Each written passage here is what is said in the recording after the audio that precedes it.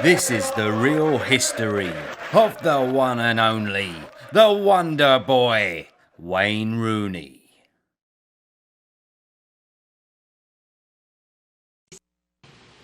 Born on the 24th of October 1985 in Croxteth, Liverpool. Hang on a minute, it's Travis Bickle. Sorry, born in the Croxteth area of Liverpool, raised by his parents Jeanette and Thomas Wayne with two younger brothers Graham and John. Young Wayne was addicted to football from a very early age, kicking socks around the house and with his friends all over the manor. He attended St Swithin's Primary School where he... Hang on a minute, it's Roy fucking Cropper.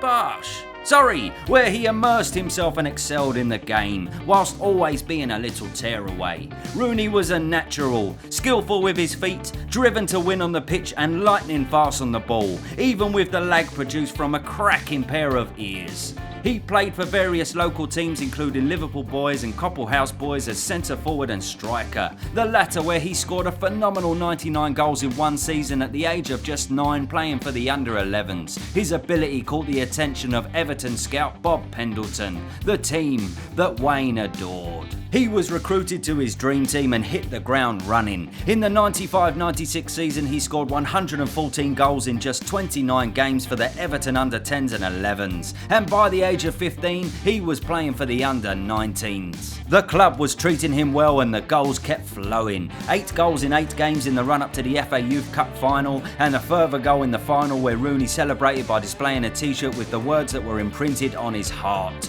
The phrase that he lived by for the team that he adored. Once a blue, always a blue. Well, sort of, anyway. Well, we'll talk about that later. It was time for the big leagues. Just 16 years old, he was recruited to the first team by the big boss David Moyes. His official... Fuck me, Moyesy, was you auditioning for a part in Trainspotting? Anyway, his official debut on the 17th of August 2002 against the mighty Tottenham, and he even helped to assist the first goal. He then scored 2 against Wrexham in the League Cup just a few games later, becoming the youngest scorer in Everton's history. The Rooney fever was filling up the air like knob rock through iron napper. Facing the 30 games unbeaten Arsenal, Rooney scored a last minute winner, screaming past David Seaman's gloves and dodgy fucking ponytail. The new youngest goal scorer in Premier League history, the Wonder Boy had landed, and the Rooney train just kept on rolling. The Toffees knew they had a new sensation on their hands, albeit a bit of a wild card. His first red card came just 4 months after his debut with a late challenge on Steve Vickers. Regardless of this, a contract was signed just a few weeks later which made him one of world football's highest paid teenagers, and the dream phone call came at the same time. A role in the England elite, making his debut for this fine country at just 17 years old against Australia under Sven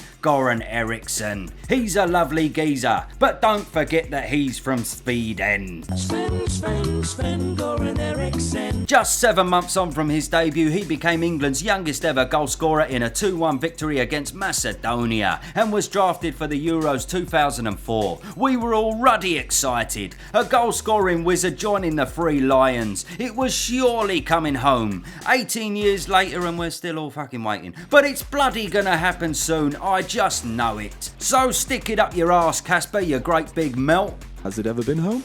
I don't know, have you ever won it? Bollocks, we'll show you. Anyway, back to Roy Cropper. July 2004 and Wayno was offered a new 5-year contract valued at £50,000 per week. A record for the club, and everything was rosy. He wore the badge with pride. He was where he was meant to be. Goodison Park had forever been his home since childhood. In his own words, once a blue, always a blue, and nothing could take that away from him. Until one day, Everton chairman Bill Kenwright said, "Nah, fuck that. We're going skint Rooney, me old son. Get your coat, bruv." Bill knew that selling Rooney would supply some much needed financial revitalisation, so the bids were open. Newcastle offered a whopping 20 million but were rejected, ultimately beaten in the last minute by Fergie, the way he likes it, for just under 30 million. A 5-year contract was signed. The blue was now a red, thanks to the moves of an even redder faced man.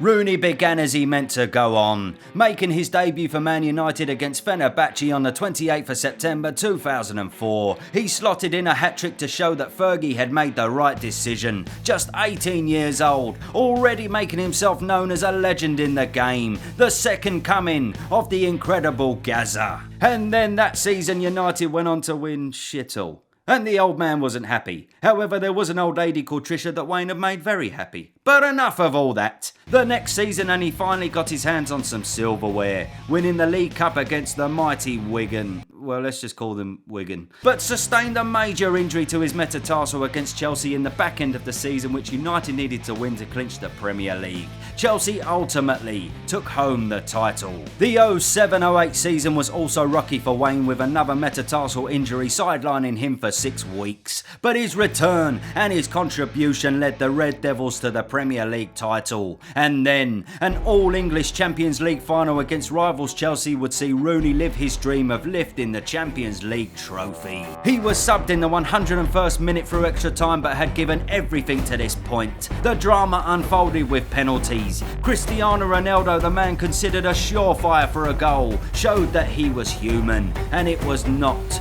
looking good. But then Mr. John Terry rocked up.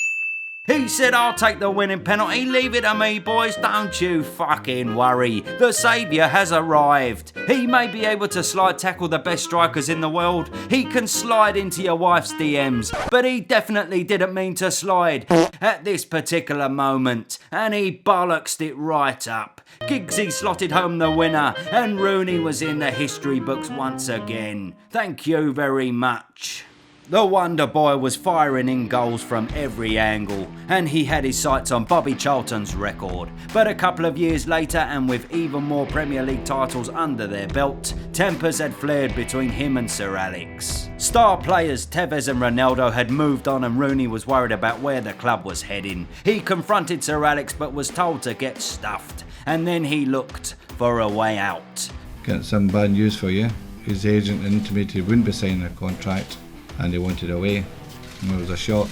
But soon after, in a dramatic turn of events, the goal-scoring genius decided to stay. There is speculation as to why Rooney changed his mind. The stories in both men's documentaries are conflicting. Some think that Sir Alex changed his attitude to try and appease him. Some think that the offers were just not lucrative enough elsewhere. I guess we will never know.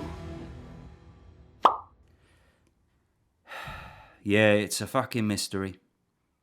But anyway, he was back, and sweet child of mine was he back in a big way. Just look at this. Bosh! You'll need some more head and shoulders, Joe Hart, me old son, after that one blew your bloody barnet back. Good night. Another league title was secured that year, a narrow miss the year after, but another clinched in 2013 when Sir Alex Ferguson called it a day. The mighty Reds were left in the hands of former Everton boss and train spotter David Moyes. He had no fear filling the shoes of one of the greatest managers in history. He was ready to deliver the same successes achieved under Fergie. This was the best man for the job. David Moyes was informed in person that his term as United manager would be ending after not even one full season in charge. Well, it didn't go quite to plan. In fact, to be honest, I reckon Trisha could have done a better job. Anywho, some rocky years ensued, but the last hurrahs for Wayno and United came when he captained the side to FA Cup glory in 2016 and scored a free kick against Stoke in 2017 to beat Bobby Charlton's record. He had cemented his legacy as one of the greats.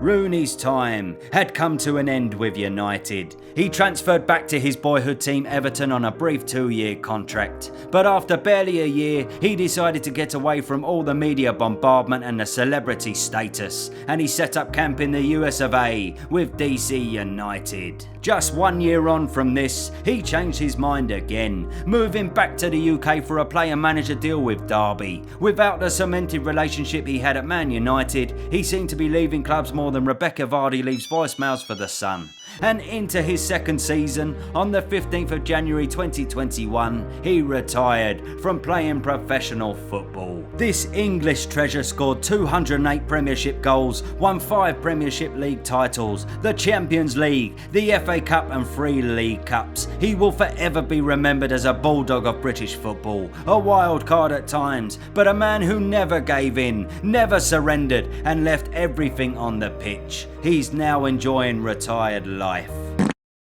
And quite a few cakes apparently. The international career may not have been as fruitful, but you never know. If it hadn't been for this cockface, it might have been a different story.